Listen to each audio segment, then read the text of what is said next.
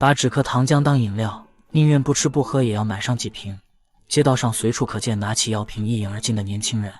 打招呼的方式不再是微笑握手，而是從懷中拿出一杯糖漿遞給對方。視頻開始前，讓我們先看一下這位老哥。曾經身為敗家子的他，整天不務正業，靠着父母的接濟過上了衣來伸手飯來張口的日子。終於這天没錢了，選擇了到取款機附近搶劫。被捕後，他自豪地表示自己一天的開銷至少幾百塊錢，但他一不喝酒找女人，二不搓麻將賭博，而是把全部的錢都買了止咳糖漿。老哥將其稱之為大力水，一天不喝就渾身難受。我渾身難受。大力哥的这種行為在咱們眼中實屬奇葩，但你有沒有想過，如果一個國家半數的青年都是大力哥，那將是怎樣一幅場景啊？津巴布韋也曾經是非洲的強國，靠着自然資源，甚至一度打算衝刺發達國家，但到了如今卻成為了第三世界的代名詞，動輒100萬億或1000萬億的貨幣，就連咱們上墳時都沒見過，以至於老百姓上廁所乾脆直接用錢擦屁股。津巴布韋的首都叫做哈拉雷，在這裡有個非常奇怪的現象，那便是隨處可見被丟棄的藥瓶以及3、5成群的黑哥們兒，他們說笑之間互相遞過去一小瓶飲料，隨後直接灌到喉嚨裡一飲而盡。而他們喝的東西實際上是一種止咳糖漿，但那裡面卻含有大量的可待因成分。雖說有化痰止咳安定的作用，生病時小劑量的服用對身體也沒有太大的損害，但卻會讓人上癮，並且糖漿中含有6度左右的酒精成分，所以一旦大量服用，必然會產生如吸毒一般的快感。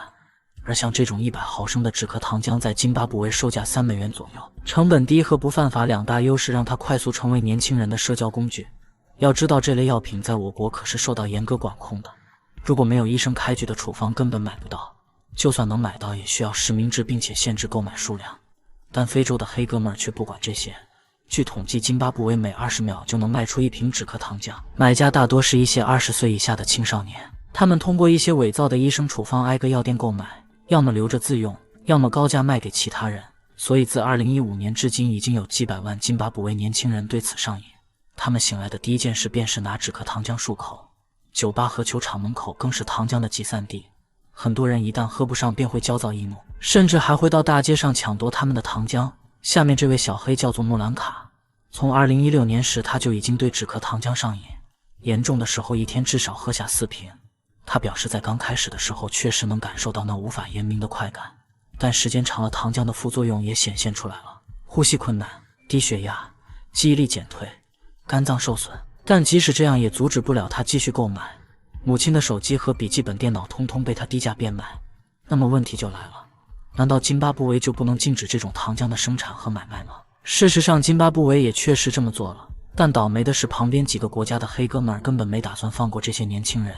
源源不斷地將仿制的止咳糖漿偷偷運過來，並且大大提升了可待因以及酒精的成分。毫不誇張地說，仿制的止咳糖漿根本治不了咳嗽，滿滿的都是科技與狠活，服用的成癮率比禁止之前還要高出來不少。這位臉上全是馬賽克的小黑叫做凱文，他是津巴布韋郊區的一個小頭目。這些年他做的事情只有2個：一是到邊境線偷偷運回來仿制的止咳糖漿，二是將它們放到自己台球室中販賣。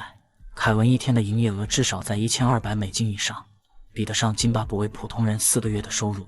並且凱文為了照顧那些家庭貧困的癮君子，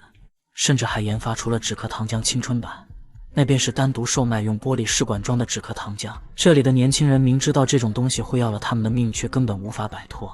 只因他們在生活中看不到希望，低到恐怖的就業率，